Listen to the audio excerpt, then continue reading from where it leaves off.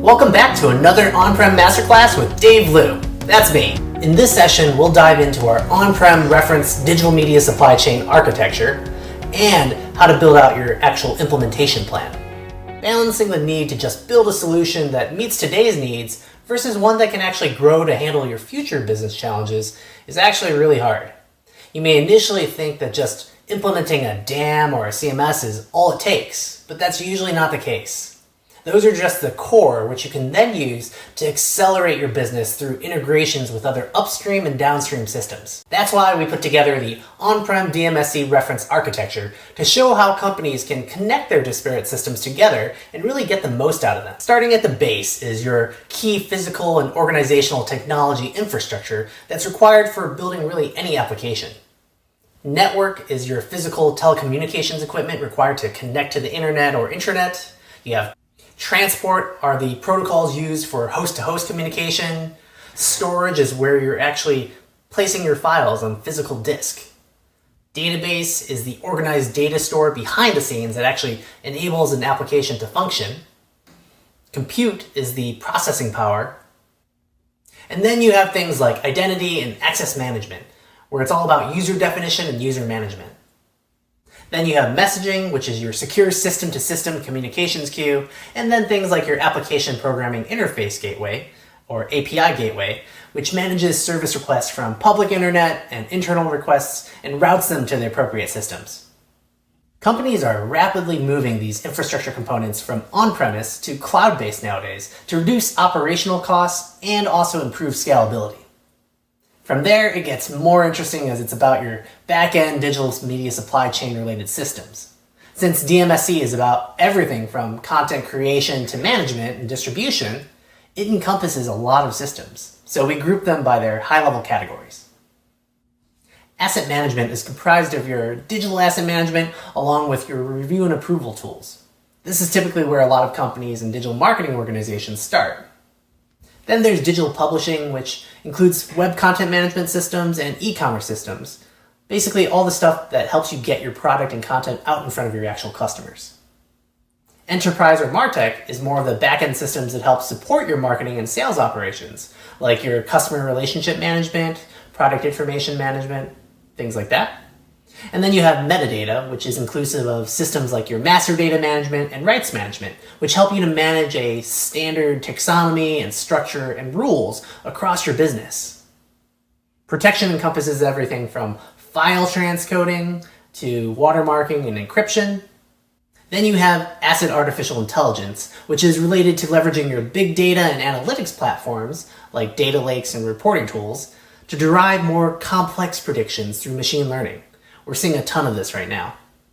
And last but not least is distribution, which are the tools and protocols used for getting your content out, such as regular web HTTP protocols or UDP file acceleration to actually get those really large multi-gig files out, and even things like content delivery networks to help speed up website performance. Keep in mind that the components of the reference architecture will likely have different levels of importance based on each industry as well as each company. For instance, media entertainment companies focus heavily on content protection, whereas consumer packaged goods companies focus more on the MarTech side. Many organizations may just stop right here and only leverage the out-of-box portals of these various tools, but they'll still be siloed. Companies looking to make the most of their investments continue further. Rather than just one-off hard-coded integrations between systems, by leveraging a microservices integration model, it allows you to abstract that key functionality from the back-end systems in a way that actually makes it easier to integrate and also update those back-end systems without breaking all that prior work. Because let's be real, technology will change and most likely you'll have to swap out some of those back-end tech solutions sometime in the future. With that in place, you can then tie in workflow orchestration tools that can tie together the various microservices and help bridge manual and automated activities. And search tools to be able to find assets and content across all your various backend systems.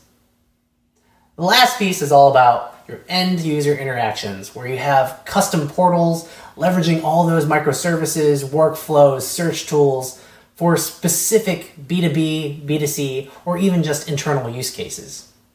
Some examples of that would be for media entertainment companies. They might have a production assets portal for managing all the work in progress production elements and dailies, versus a finished assets portal that's more like a digital vault or library for their final elements. CPG companies, or anyone basically with a digital marketing focus, may need distribution portals that are actually focused on sharing their marketing assets out to internal or external parties, and tying it into more of a request and approval process to gain access to certain assets. The cool part of all of this is that you can get to a point where you're tying together your full DMSE to not just find and share content and metadata, but actually tie it into end user interactions and drive automated personalization of content. For instance, if you know that Dave Liu is a foodie based on his usage patterns from your website, you can dynamically adjust his user experience on the site to emphasize that through messaging and assets that are displayed to him. Whether that be pulling more food-based imagery from the DAM to serve out as he's browsing on your site, or food-based copy from your CMS, or even recommending food-related products from your PIM system. With that end DMSE architecture in mind, you can build out your detailed designs and requirements based on exactly how you want your DMSE to work. From there, you can start refining your implementation plan based on your initial core minimum viable product and the backlog of features and integrations that will help you accelerate your DMSE going forward. Here are the top 4 things to keep in mind when you're refining your implementation plan. First, create a phased approach. Don't try to boil the ocean all at once. Break it out so that you can actually demonstrate quick wins and start showing value to your leadership team, rather than just doing a long big bang approach. Second, account for an operational support team and the time required to get them up to speed. They're the ones at the end of the day that will need to be experts in the system long term, and they'll be your first line of defense in case any issues arise with your DMSE systems. Third, don't underestimate migrations. They are often way messier than you think.